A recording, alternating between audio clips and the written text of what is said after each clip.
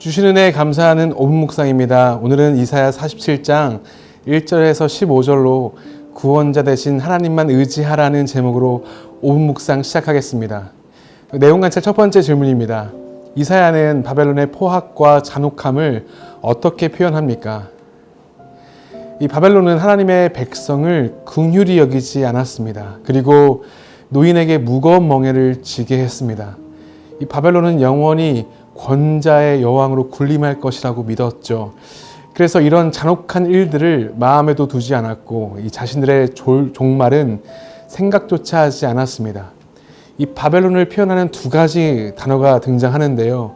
하나는 처녀이고 또 하나는 딸 갈대아입니다. 이 바벨론을 처녀라고 표현한 이유는 이 바벨론의 성이 한 번도 점령당한 적이 없기 때문입니다.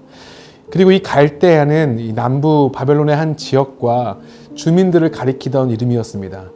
이 갈대아 주민들이 이 신바벨론 제국을 세우게 되죠. 그때부터 바벨론은 갈대아로 불리기도 했습니다.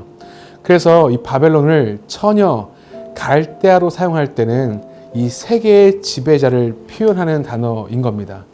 그런데 이 세계의 지배자에게 하나님은 복수하시겠다고 말씀하십니다. 이 본문에서 하나님을 수식하는 표현은 바로 이스라엘의 거룩하신 하나님이죠. 이 세계사적으로 보면 이 본문은 아이러니합니다.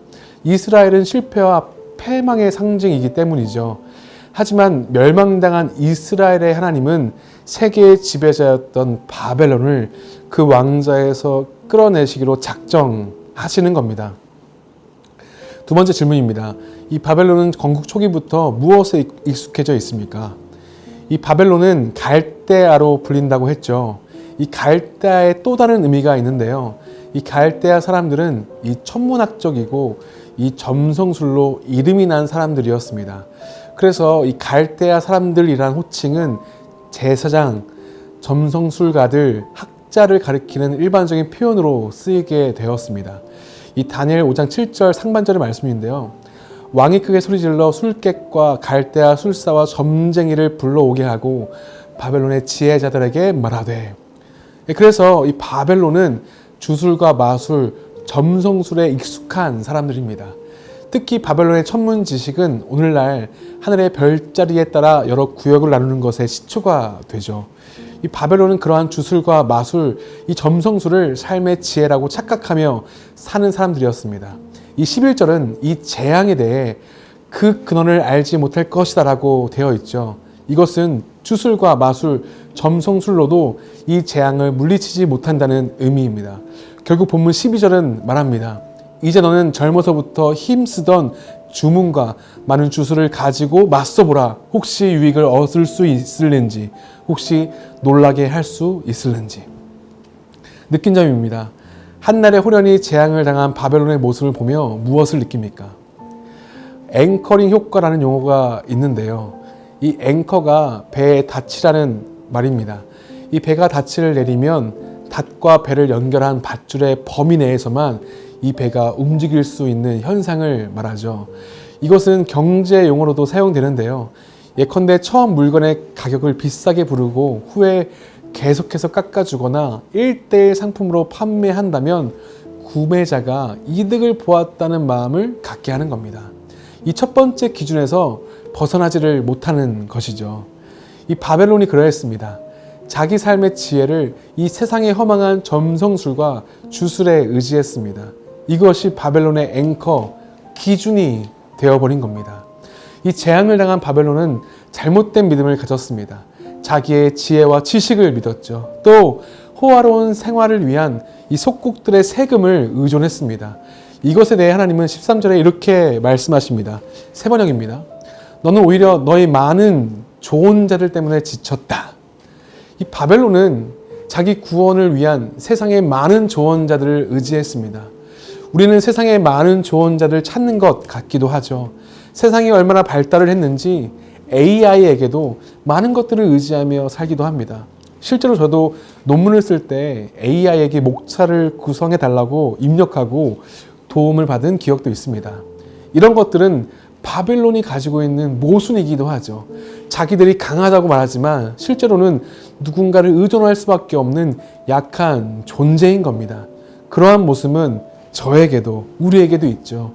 입술로는 하나님을 찬양하고 의지한다고 하지만 실제로는 세상의 많은 조언자들을 찾아다니는 연약한 모습을 가지기도 했습니다. 이 결단과 적용입니다. 하나님을 의지하기보다 내 힘과 능력을 믿고 교만했던 적이 있다면 언제입니까? 하나님을 경외하며 겸손히 주님만 따르기 위해 무엇을 결단하시겠습니까?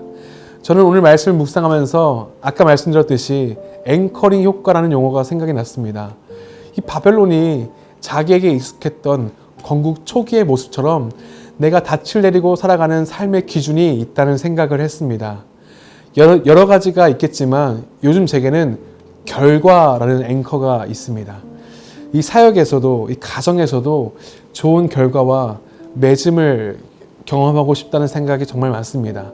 그래서 노력도 정말 많이 하겠지만 사람들의 조언을 너무나 많이 들으려는 마음도 가지고 있습니다.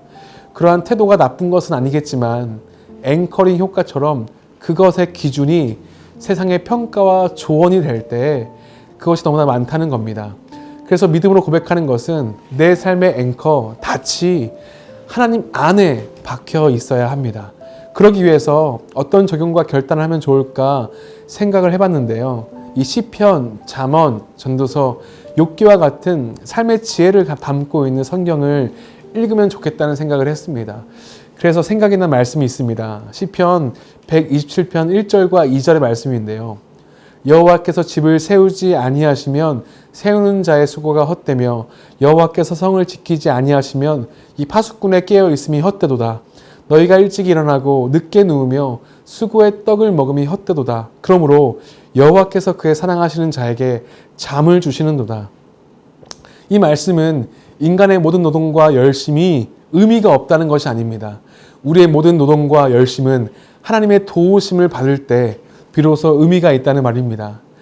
이 사랑하는 성문교회 모든 성도님들, 하나님께 믿음의 닻을 내리고 하나님께서 삶의 도움과 보호가 되심을 고백하시기를 소망합니다. 그때 내가 하는 모든 일이 헛된 것이 아니며 내 삶 가운데 사람이 만들어낼 수 없는 하나님의 일이 이루어질 것입니다. 이 시간 함께 합심하여 기도하겠습니다. 주님, 오늘 하루 인생의 닻을 하나님께 내려 하나님만이 삶의 기준과 지혜가 되는 삶을 살게 하소서. 주님, 세상에 많은 좋은 자들을 찾아다니는 잘못된 믿음이 아니라 하나님의 말씀 가운데 지혜와 조언이 있음을 알게 하소서. 우리 거룩한 문 성문교회 환우들을 치유하시고 생계의 어려움을 가지고 있는 성도들을 회복시켜 주시옵소서. 함께 기도하시겠습니다.